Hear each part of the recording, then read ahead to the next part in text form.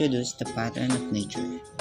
Patterns in nature are visible regular forms found in the natural world.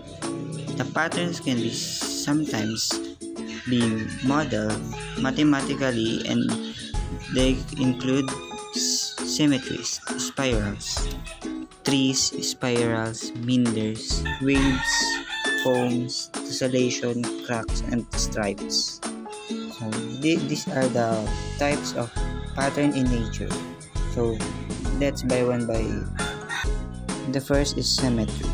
Symmetry indicates that you draw an imaginary across an object and the result parts are mirror image of each other.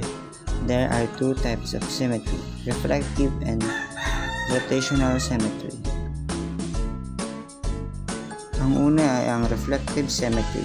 Reflective symmetry, reflex symmetry, means the one half of an image is the mirror image of other half. It also sometimes referred to as line or bilateral symmetry.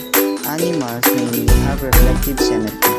Leaves and other plants and flowers also have this type of symmetry. Bilateral symmetry is also evident in humans. Look in the mirror and see how on the right side of their face or body are the same. The second types of symmetry is rotational symmetry.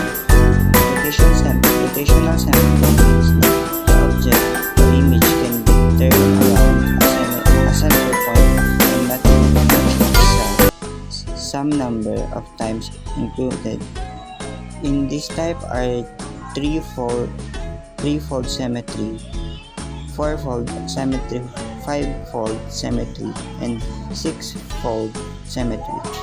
The angle of rotational symmetry is the smallest angle for which the figure can be rotated to coincide with itself. It rotates through 360 degrees.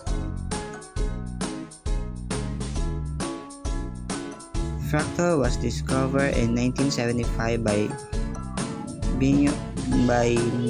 Mandelbrot and discovered as self-similar. Its shape is similar regardless of the magnification. Fractals are created by starting in a simple shape and duplicate it again and again and again. We see fractals in nature. A fern is a good example of fractals. Its frond is a miniature replica. The whole one of the most well-known example of the biological fractals is the lungs, which defined as cell by Melbrot himself.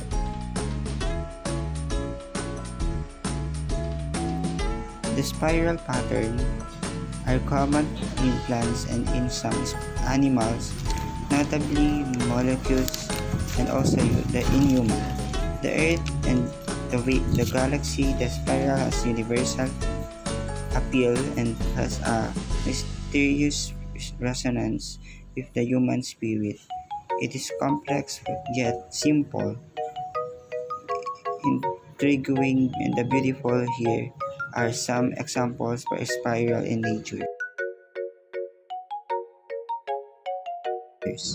The meanders are sinuous bends in rivers or the channels which form as a fluid. Most often water flows around bends. Agusan River is the longest river in the Philippines.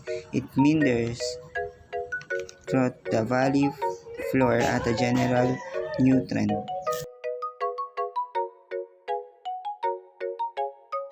Waves are disturbance to carry energy as they move. Mechanical waves propagate through a medium, air or water, making it escalates as they pass by. the wave pattern is most often seen when looking at the ocean from above. However, you can also see wave patterns in grass as the wind blows through it. The tessellation are patterns formed by repeating tilts all over a flat surface.